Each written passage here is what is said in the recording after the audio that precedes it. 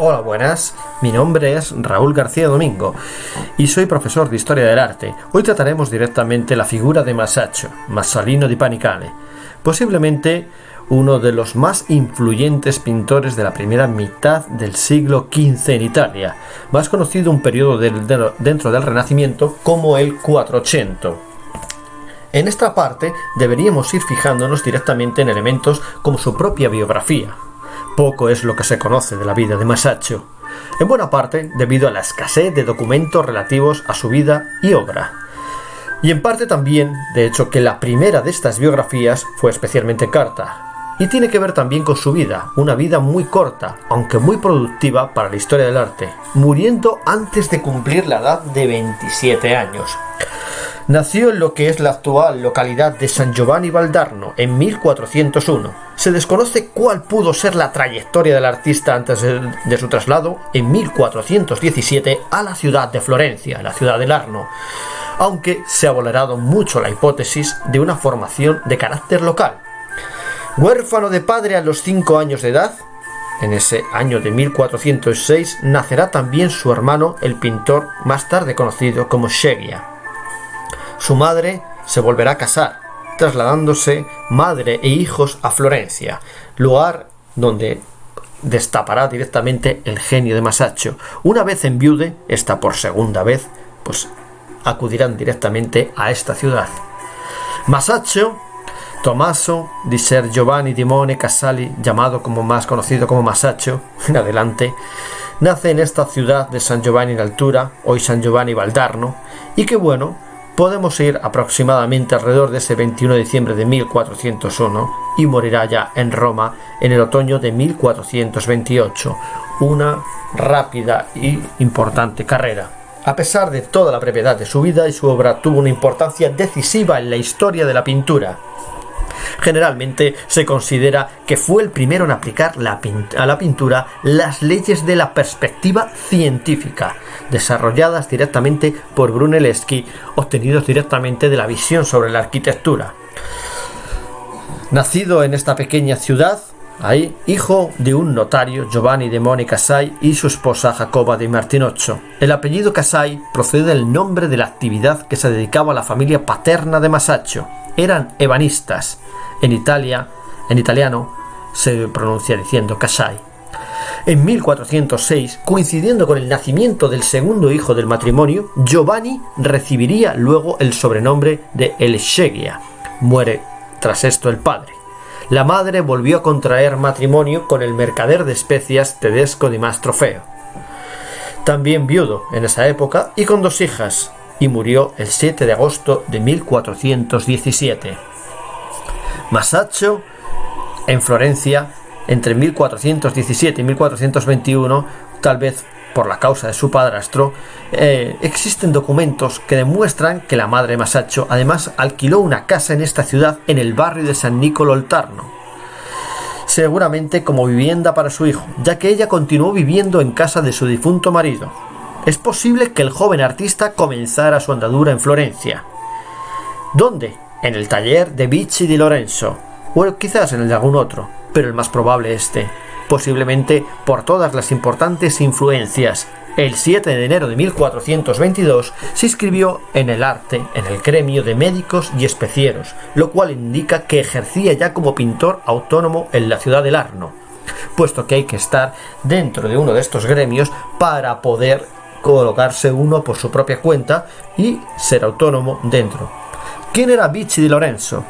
Bicci di Lorenzo estuvo toda su vida en Florencia, 1373 a 1452, y fue un pintor italiano, activo en la primera mitad de este Quattrocento, hijo de Lorenzo di Bicci y padre de Neri di Bicci, todos ellos una saga de pintores. Es uno de los más característicos y prolíficos pintores del gótico internacional.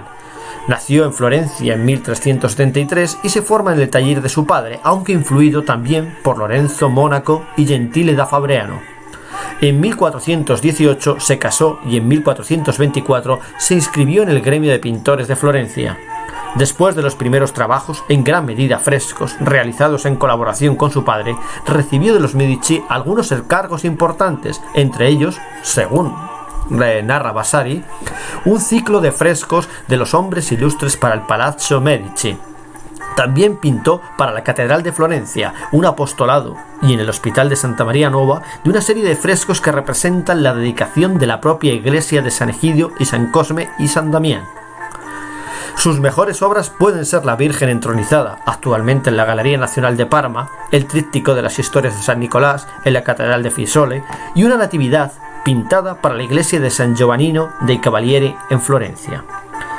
También en Florencia se encuentran frescos suyos en la entrada de la capilla de la Compañía de la Iglesia de la Santa Trinidad y los alrededores de Empoli y Lastra a Segna. Su hijo, Neri di Bicci, también fue pintor y a la muerte de Bicci di Lorenzo en Florencia en 1452 se hizo cargo del taller familiar. Está enterrado en la iglesia de Santa María del Carmine.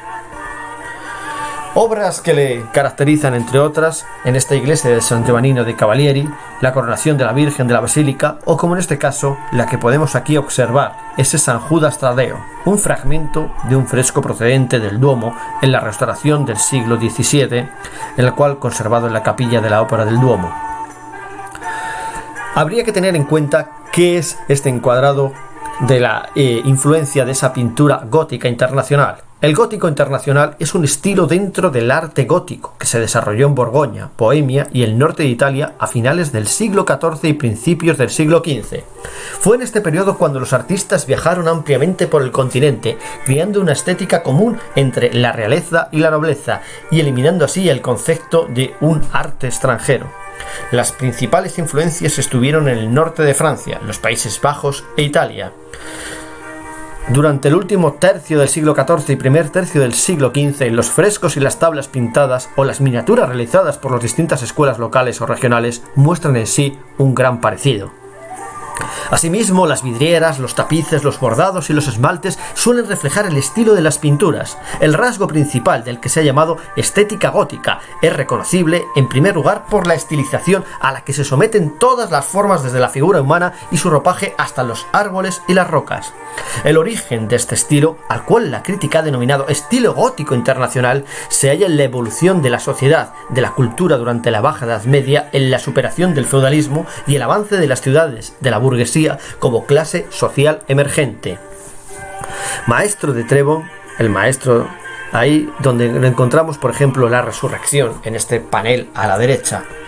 Este nuevo orden social, donde la aristocracia feudal abandona sus castillos y mansiones fortificadas para trasladarse a las ciudades cerca de las cortes de los soberanos o de los poderosos. En el siglo XIV la burguesía se fragmenta en una clase de burgueses ricos que, uno, lucha por conservar sus privilegios, enfrentada a una pequeña burguesía que subsiste con penurias. La inestabilidad social forjará el acercamiento entre clases medias privilegiadas con la nobleza cortesana, cuyas prebendas ya no dependen de sus posesiones feudales, sino de su posición al servicio del rey, en cuyas cortes que son el centro del poder político. A lo largo del siglo, la nobleza cortesana adopta progresivamente los nuevos valores económicos y sociales de la burguesía, mientras ésta se esfuerza por adquirir prestigio y emular al modo de vida aristocrático. Estas nuevas clases privilegiadas no se sienten reflejadas en el arte de las catedrales y buscan la ostentación como reflejo de su posición. Demandan un arte más elitista y refinado, ya que los vitrales de las catedrales representan, para ellos, un arte plebeyo, de rústicos burgueses y frailes. Las clases privilegiadas se intercambian libros ilustrados con miniaturas o pequeñas tablas pintadas, fáciles de transportar por los mercaderes cuyas caravanas cruzan toda Europa. Las escuelas locales conocerán lo que se hace en otras ciudades. Los talleres de pintura realizan ilustraciones o tablas para los poderosos en vez de que diseñan los cartones para los vitrales. Las obras se adquirirán y se vendían lejos de su lugar de producción, y también los pintores de esta forma viajaban y conocían. Desde la corte de los papas de Aviñón, que a la sazón era el principal foco de intercambio cultural, el estilo gótico internacional se extenderá por Europa durante el último tercio del siglo XIV como resultado de un intercambio internacional de gustos y técnicas pictóricas. Simone Martini y otros artistas italianos y franceses también tomarán contacto en las escuelas pictóricas de Flandes, Renania o Bohemia, o los reinos ibéricos, las cuales difundirán por Europa el realismo naturalista de los pintores pintores de la escuela sienesa y la caligrafía refinada de las miniaturas francesas. El estilo internacional se crea en el centro de Europa como el resultado de la unión entre el gótico lineal y la pintura trecentista italiana. Es lo que vemos también en esta alegoría de Virgilio de 1344. Es un estilo en el cual se tratan de obras caras y refinadas, de colorido rico y decorativo, con abundante uso del oro. Las líneas son flotantes y curvas, como se reflejan en la minuciosidad con la que se representan los trajes, plegados, abundantes y sinuosos. Las figuras de los personajes se estilizan, visten ricos trajes. También se hizo un uso más racional de la perspectiva, el modelado y la ambientación, desconocidos en Occidente desde la antigüedad. Es una pintura que atiende mucho al detalle, así que tiende a ser naturalista en su representación del mundo. Los animales, las plantas, los elementos de la vida cotidiana son cuidadosa y fielmente reflejados. Al mismo tiempo, tenían todo un contenido simbólico que no eran ajenos los refinados clientes de las cortes aristocráticas. Se valora lo anecdótico y lo expresivo. Se cultiva la pintura religiosa, que en la que aparecen representados los príncipes. Hay representaciones de temas caballerescos y de la corte. Los primeros artistas de este estilo se encuentran en las cortes de los duques de Berry y de Borgoña. El duque de Berry contó sobre todo con los servicios de notables miniaturistas como Stein, autor de las Grandes Horas, Biblioteca Nacional de Francia, y sobre todo los hermanos Limbourg, cuya obra maestra es las muy ricas horas del duque de Berry. En la corte de Felipe II de Borgoña destacaron los pintores de tablas, ahí como Jean de Beaumont, como el Melchor Baudelaire, otros tantos en los que aquí vemos apareciendo. La primera obra que podríamos encontrar casi como un pecado de juventud es el tríptico de San Juvenal de Casia. Lleva la fecha en la tabla central, ese 23 de abril de 1422, en la que aparece siguiendo casi elementos clásicos de este gótico internacional con ese dorado al fondo. Es probablemente la primera obra original de Masaccio, en una obra desconocida de Masaccio no mencionada en su biógrafo Vasari, y fue descubierta en 1961 en un lamentable estado de conservación. Fue un encargo por la familia florentina de los Castellani para la Basílica de San Lorenzo, esta que tenemos aquí abajo. Más tarde fue trasladado a la minúscula iglesia de San Giovenale, próxima a Casia, donde permaneció. Es posible, según da a entender Vasari, que en 1423 Masaccio realizase un viaje a Roma con motivo del jubileo. En 1424 se inscribió en la Compañía de San Lucas de Florencia. En dicha ciudad aparece Masaccio documentado como que en 1422 en el registro perteneciente al gremio de pintores, y aunque no se sabe cuál pudo ser su relación con el ámbito artístico florentino inicialmente, hoy en día se descarta el aprendizaje bajo la tutela de Masolino, debido a las diferencias estilísticas existentes entre ambos, aunque luego sí ambos, Masolino di Panicale y el propio Masaccio, convivieran en un espacio artístico, la Capilla Brancaccia. Sí es seguro que estableció una relación de amistad con figuras señaladas y que tanto influirán en su pintura, individuos como Brunelleschi y Donatello, a los cuales además retratará ya en sus primeras obras. En esta fecha asimismo, cuando aparece datando mediante una inscripción el tríptico de la iglesia de San Juvenal de Casia de Reglo, atribuido a Masaccio. Habría sido su mejor trabajo realizado en Florencia, probablemente por el encargo de la familia Castellani. En 1961, Berti, que había descubierto esta obra en el emplazamiento original de la iglesia de San Giovenale de Casia, considerándola sin reparos como de Masaccio. El pésimo estado de conservación motivó una obligada restauración, encontrándose en el borde inferior de la tabla central de la fecha de ejecución, ese 23 de abril de 1422. En las letras mayúsculas clásicas, los documentos no hacen referencia al tríptico, aunque los inventarios de bienes de la iglesia del año 1441 aparece documentado por primera vez, sirviéndose este dato a Beccatini. Para considerar que la obra se realizó en Florencia, donde además algunos años, hasta que se trasladó a Casia di Righello, cuya iglesia carecía de párroco estable, debiéndose trasladar el de San Lorenzo de Florencia. Se considera que el cliente que realizó el encargo a Masaccio podría ser Vanni Castellani, miembro de una rica y poderosa familia que poseía amplios dominios en la zona. El monograma de Vanni eran dos bastones cruzados con una V debajo, perfectamente identificados en el conjunto por báculos de los santos y alas de los ángeles formando la V. El tríptico consta de 3 tablas, ocupando el espacio central el de la Virgen y el Niño, y 2 ángeles, donde en el lateral 2 santos, Antonio Abad y Juvenal, y al otro lado, al izquierdo, los santos Bartolomé y San Blas. A un lado y a otro, los fondos dorados dotan de cierto arcaísmo a la composición, aunque Masaccio intenta incorporar elementos trípticos del 480, como la monumentalidad de las figuras o la perspectiva. Es posible, según da a entender Vasari, que en 1423 Masaccio realizase un viaje a Roma con motivo de ese jubileo, y ya en 1424 se inscribió en la Compañía de San Lucas de Florencia. Posiblemente ese año, o en 1425, comenzó a colaborar con Masolino en los frescos de la Capilla Brancacci, como la iglesia de Santa María del Carmine de dicha ciudad. A esto habríamos que añadirle otra serie de obras, como Madonna con el Niño y Santa Ana, en 1424. Ejecutado por Masolino y Masaccio, la estructura de este trabajo es simple pero extraordinariamente monumental. La sucesión de planos es compacta y fluye hacia arriba, creando una composición piramidal. La composición puede ciertamente atribuirse a Masaccio, que ejecuta solo a la Virgen con el Niño y los 2 ángeles en la parte superior derecha y la que mira desde lo alto.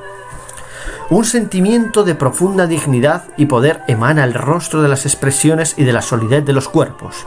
A pesar de la presencia de un fuerte claroscuro, la pintura es brillante debido al uso de la pasta de color denso que absorbe la luz y por tanto aumenta los tonos. La luz viene muy claramente desde la izquierda y la figura de la Madonna proyecta una sombra muy visible en el suelo. La base y el trono se elaboran en el acuerdo con los puntos de referencia precisos que producen el efecto de la perspectiva. Esta es una obra maestra de la etapa juvenil de Masaccio, ya innovador siendo tan joven. A esto deberíamos añadirle otras como el Cristo en Getsemani. El panel se compone de 2 escenas completamente distintas. Sin embargo, la investigación radiográfica muestra que había un paisaje continuo entre las escenas que fue cubierto por la gran banda de oro horizontal. La parte superior representa la oración en el huerto, mientras que la parte inferior da una de las primeras representaciones de San Jerónimo penitente. Igualmente, en este año se consagra la iglesia del Carmine florentina. Masaccio se encargó de plasmar en un fresco ubicado en la entrada del claustro debido a la remodelación posterior del edificio. Hoy en día no se conserva, aunque se sabe cuál debió de ser su apariencia, gracias a la existencia de unos dibujos del mismo y a la descripción que realizaría Vasari en sus vidas de pintores. Posiblemente en este año o en 1425 comenzó a colaborar con Masolino en los frescos de la Capilla Brancacci de la iglesia de Santa María del Carmine de dicha ciudad. Esta Capilla Brancacci ya de por sí mismo se establece directamente como un auténtico hito diferente que ya trataremos en un siguiente episodio. Hasta la próxima entrega, nos vemos pronto.